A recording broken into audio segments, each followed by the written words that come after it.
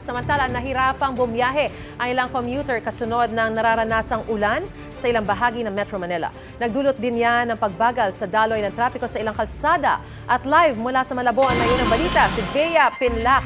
Bea, kumusta na ang sitwasyon ngayon dyan?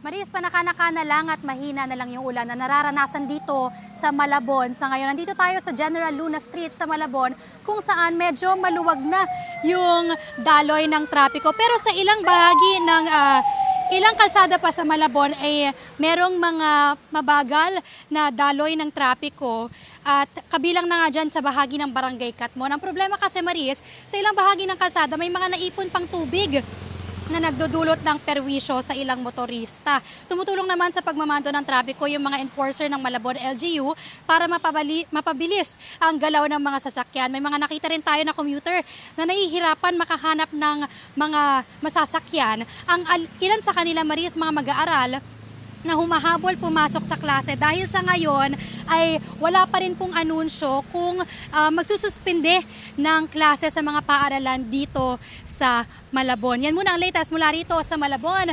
Bea Pinlac para sa GMA Integrated News. Gusto mo bang mauna sa mga balita? Mag-subscribe na sa GMA Integrated News sa YouTube at tumutok sa unang balita.